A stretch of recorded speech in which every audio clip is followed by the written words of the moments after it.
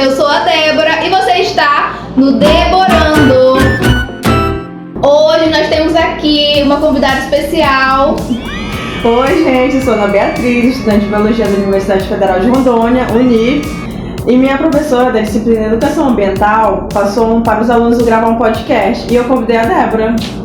Justamente, Ana Beatriz me convidou para gravar um podcast com ela e em contrapartida eu falei, gravo? Lógico que eu gravo, mas então a gente pode trazer esse assunto para o Deborando, porque também tem vídeos sobre biologia aqui no Deborando e esse tema de educação ambiental, principalmente utilizando os insetos, eu acredito que seja muito importante. Então, no vídeo de hoje, nós vamos discutir um pouquinho sobre o uso dos insetos na educação ambiental. Então, eu pesquisei um artigo que o tema é Entomofauna como instrumento de ensino de educação ambiental, da Renata Moura e da Cibolfi, e a gente vai estar conversando sobre ele no podcast. Exato, eu vou deixar esse artigo aqui embaixo também na descrição do vídeo, em algum lugar. Se você tiver interesse, gostar desse assunto, vai lá ler porque esse artigo é bem legal. A educação ambiental é uma ferramenta importantíssima para a gente conscientizar o próximo, em relação ao meio ambiente. Seja através da conservação de reservas naturais ou até mesmo formas onde a gente não polua o meio ambiente. E a educação ambiental é um conceito amplo que dentro de uma realidade de ensino pode ser trabalhada de diversas formas. E quais são, essas formas? Existem várias. Uma dessas formas é justamente o uso dos insetos em sala de aula. E com isso, pode-se apresentar um recurso eficiente para os alunos, porque os alunos eles vão ter uma noção maior do meio ambiente através dos insetos. Mesmo que não gostem, achem esquisito, nojentos ou prejudiciais, eu acho que todos nós temos que ter uma noção mínima de que cada organismo vivo contribui de alguma forma no meio ambiente. Exatamente, Ana. E principalmente os insetos, que possuem uma importância enorme para o meio ambiente.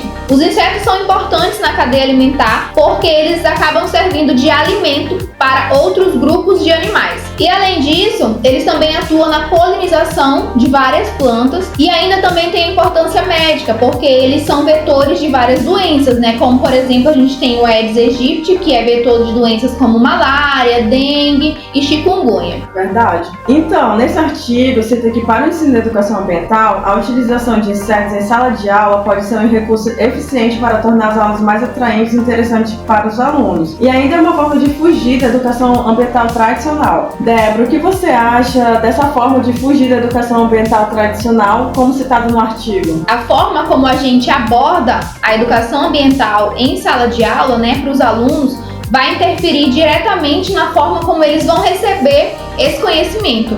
A sala de aula tradicional que eles falam é aquela sala de aula mesmo onde aluno e professor estão ali dentro daquele quadrante da sala de aula, não tem uma aula prática, não tem o uso de outras ferramentas.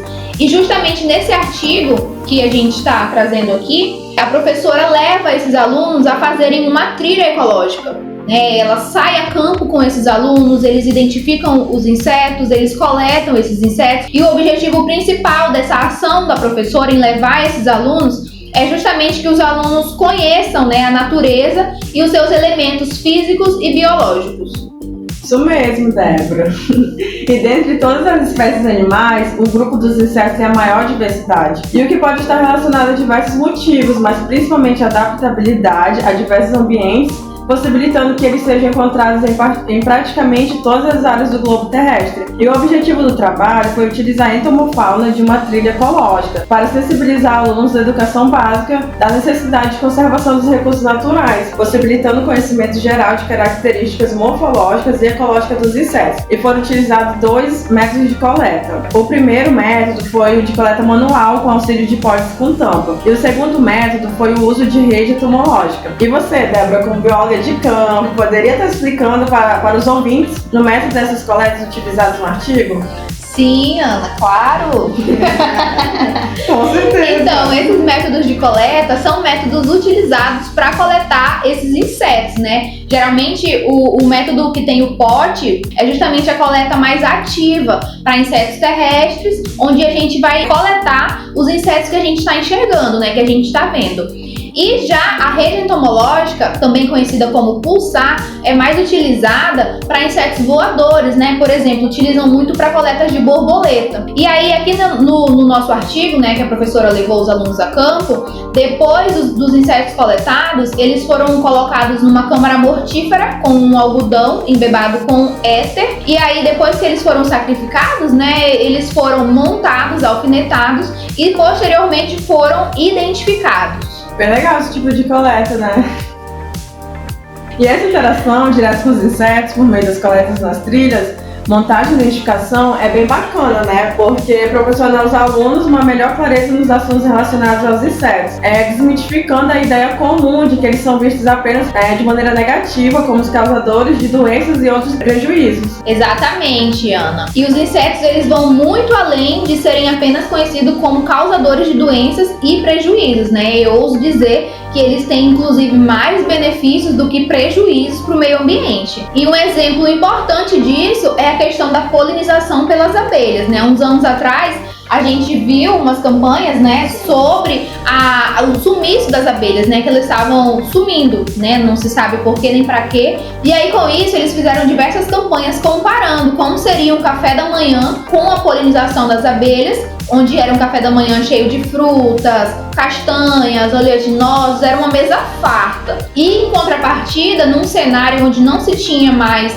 a polinização das abelhas, era um café da manhãzinho assim, bem furreca, bem simples mesmo. Então esse é um exemplo muito importante, né, de um dos exemplos bem importantes que a gente consegue dar sobre a importância dos insetos para o meio ambiente. Essa campanha é bem interessante, né? Eu recomendo vocês lerem ela. A utilização da entomofauna na sensibilização ambiental é uma ferramenta útil e eficiente, pois permite que os alunos tenham contato direto com o organismo e as relações que o mesmo estabelece com seu habitat e com outros seres vivos. Exatamente. E essas atividades, né, de manuseio, onde permitem o contato das crianças com os insetos, eles podem aguçar a curiosidade, né? Podem aumentar esse interesse dos alunos pelos insetos no geral e pela importância que esses insetos contribuem com o meio ambiente. E, uma vez despertado esse interesse, essa curiosidade, vão abrir oportunidades para que os professores introduzam novos conceitos e valores a fim de quebrar os conceitos errados que as pessoas possam ter sobre o grupo dos insetos. Justamente, Débora. E dessa forma, o levantamento da entomofauna em trilhas ecológicas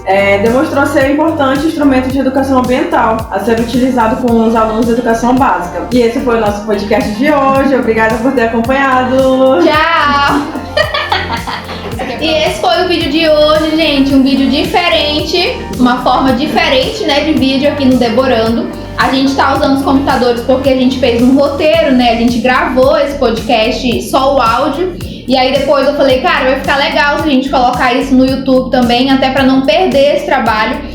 E para não perder também esse assunto, porque é um assunto importante, né, Ana Beatriz? Nesse sentido de que os insetos, eles são muito importantes e eles sendo utilizados, né, como ferramentas na educação ambiental, mais pessoas conseguem entender, né, o conceito da importância dos insetos. Achei bem legal que a Ana Beatriz me convidou para gravar esse podcast com ela. E aí, em contrapartida, né, gente, tudo é conteúdo. Vai ficar gravado aqui no YouTube, sim.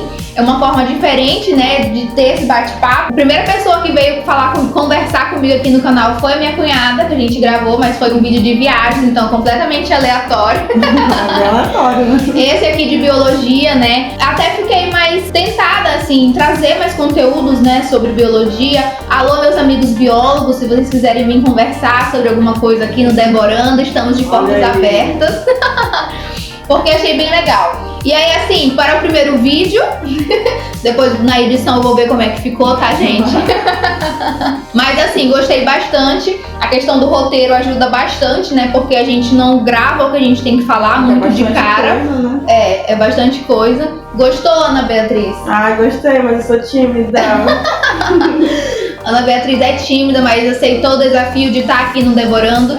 E esse foi o vídeo de hoje, gente. Se você gostou desse vídeo, faz o que, Ana? Dá um like, se inscreve. É isso, né? Se você gostou desse vídeo, deixa o seu like. Se você não é inscrito no canal, se inscreve. E fica ligado, porque vão vir mais vídeos por aqui. Um beijo! É isso.